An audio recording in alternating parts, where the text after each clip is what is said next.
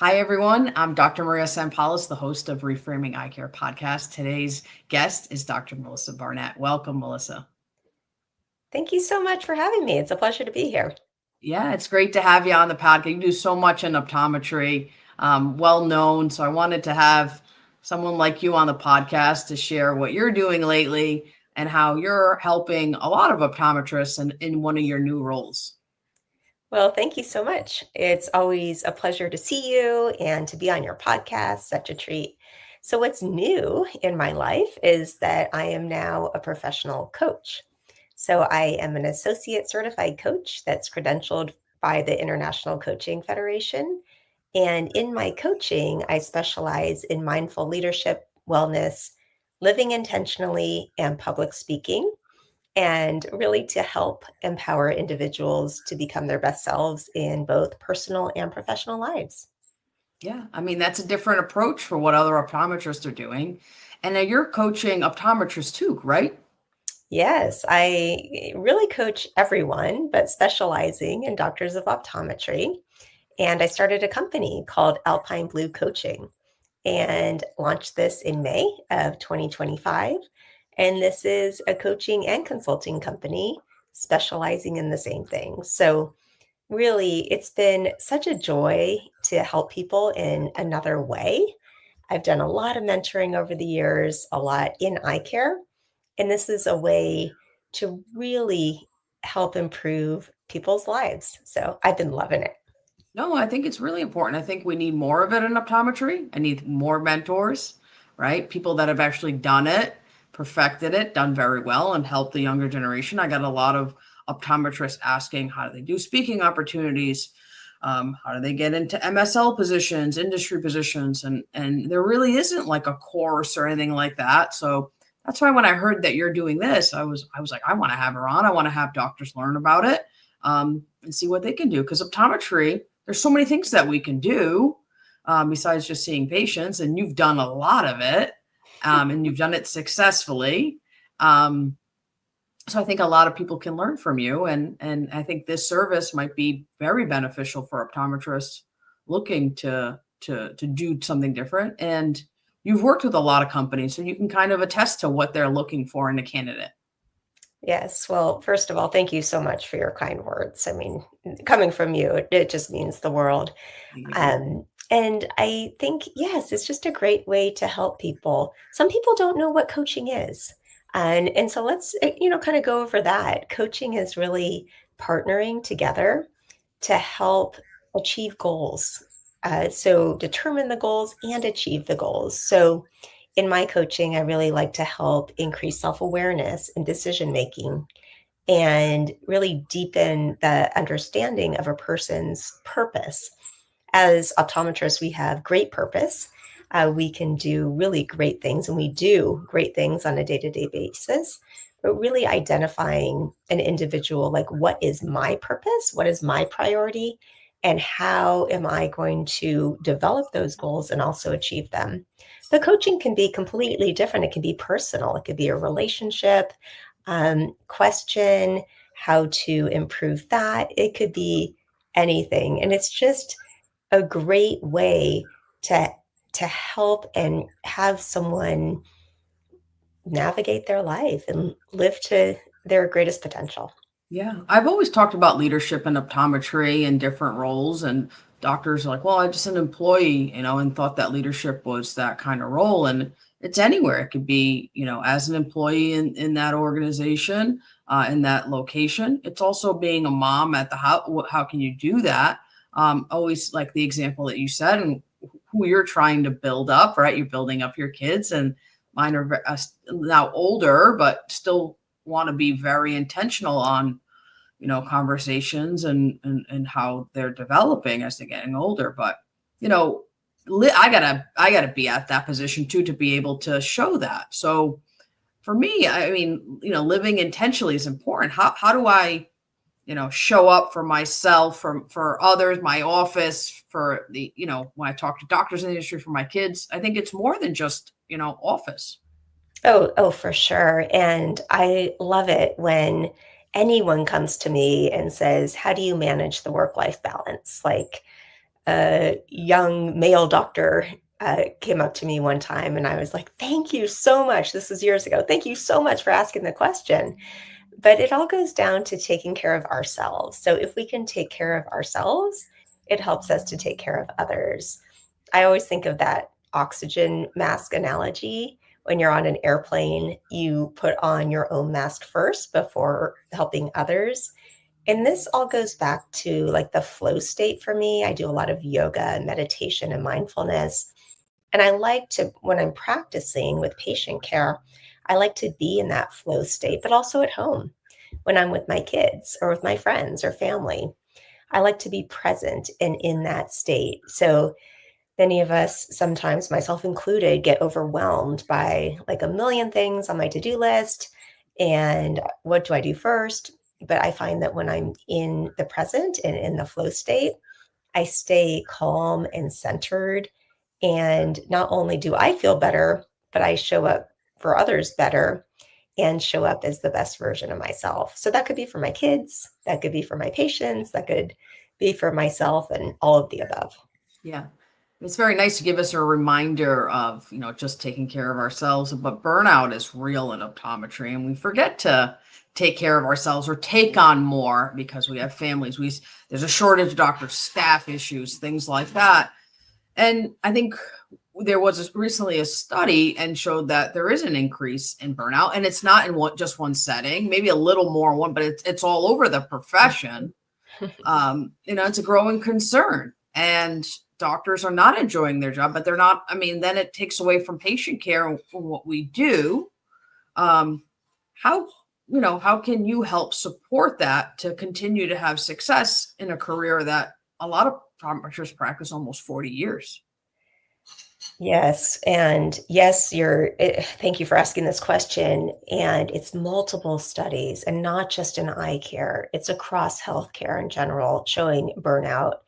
And burnout is huge. And so, what I like to do is really help people have sustainable success. I've been in very busy clinical settings for many, many years, along with everything else I do. So I completely understand that. The importance of effective time management, whether it's charting, handling prior authorizations, appeals, staffing, working collaboratively as a team. And one thing, I have specific strategies on that, but one thing I do find that's helpful is to choose a specialty, and it could be more than one specialty, and really go all in on it. Like, just make it your own, because I find that some doctors are burned out because they don't have a love, they don't have a passion for something in eye care. And so having a specialty is great. And the the specialty could be ocular disease, it could be contact lenses, it could be glaucoma, it could be pediatrics, it could be whatever you want it to be. But what I think that's really great about having a specialty is that one, it's very fulfilling being able to help people in a great way. And then you can get into other things like writing or lecturing or organizations around that specialty. Meet people who are as passionate as you are about that. And then this provides opportunities for growth of yourself and of your practice and of your business. So it's a win-win-win to really dive into a specialty. And at Alpine Blue Coaching, we help the growth both personally and professionally for lasting success and thus to prevent burnout. So the specialty, like, have you found that I mean, I go to a lot of conferences and I found a lot of the younger generation is not. A lot of stuff's online, right? They can get these things. But I think going to conference, I feel energized, right? I meet Oh, yeah. experts in the industry. I feel like I know things, and I go to a lecture and I don't. I feel uncomfortable, but I think it's good because it makes me a better doctor. I don't get complacent. Um, I think that's been great. To go to conferences to meet other doctors and find that specialty. But sometimes, I mean, even just doing things within the profession, like within a group of like-minded, and you can just talk to other doctors and just be like, all right, so I'm not on this island. Other doctors are experiencing that, and they can get that at conferences, online forums, things like that. I found has been great just to be able just talk to other doctors that are going through these things. Yes, Um, oftentimes it's the conversations in the hallway. It's the conversations who you're chatting, just the chit chat. And that's a lot of learning too at conferences. And so having those personal conversations, it's so helpful. And that could be your local society. Local yeah, societies are great for that too. that's great. Yeah, I go to different conferences. Every conference is a little different on what the focus is. If you go work with AOA, politics, things like that, advocating for the profession, trying to help profession in other countries, talking to other doctors, maybe some mission trips, things like that have kind of taken doctors away from the setting and just to rewind and give back. And that's been fulfilling, rewarding to kind of help with a little bit of that burnout to be in that realm too. So I think there's a lot of different things. And I appreciate you saying the specialty as well. But I think stepping away a little bit sometimes and giving back might be rewarding to originally why we all started to take care of people. Definitely. And VOSH, the Volunteer Optometric Services for Humanity, is a great resource there. So it is wonderful. There are volunteer opportunities in this country and all over the world that you can participate in. And I've been very fortunate to participate multiple times and would love to participate more in the future too. Yeah, and I mean to change your outlook, right? And you come back more energized than you gave back. I think that's important too.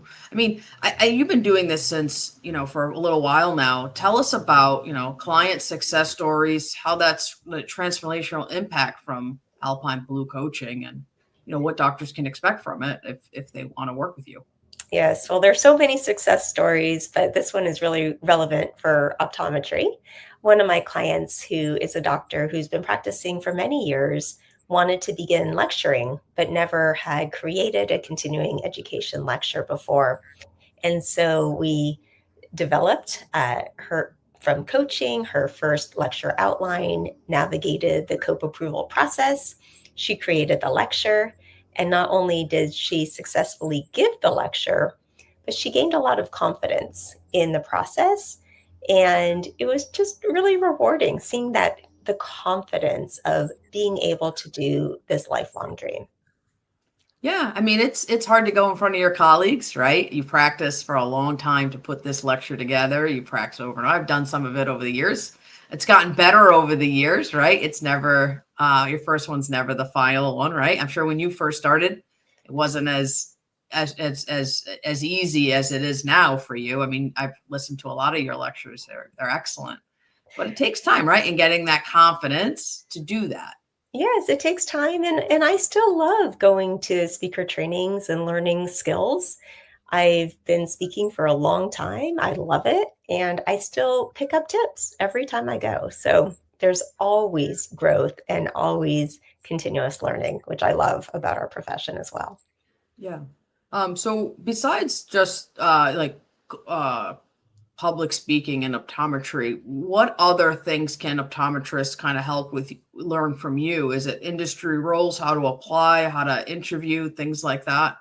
Are those things It's that really all of the above, like how to develop the relationship, how to set a goal of what your future career wants to be, how to it could be completely outside of optometry. It could be something about how to develop better relationships with people, whether it's your family, whether it's your staff, whether it's your kids. Um, all of these things. It could even be like your relationship with money. How do you feel when you go into different circumstances? So, coaching is actually quite broad, and it really allows you to gain confidence and define your goals. They could be personal goals, they could be professional goals, in order to build your best life. And coaching is really for everyone at every level. So you could be a student, you could be practicing for many years, and it's a way to be the best version of you. So the beauty of coaching is to develop that self-awareness to intentionally craft your life. yeah. So let's go back to that financial, like that's been a big topic in healthcare, eye care. These student loan burdens and reimbursements and things like that in practices.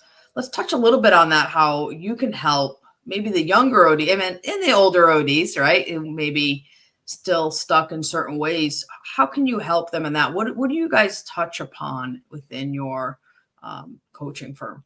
Sure. So it differs quite broadly. If it's someone, say, out of school who has debt, it could be budgeting, actually creating a budget on what are expenses every month, what is the income, things like that.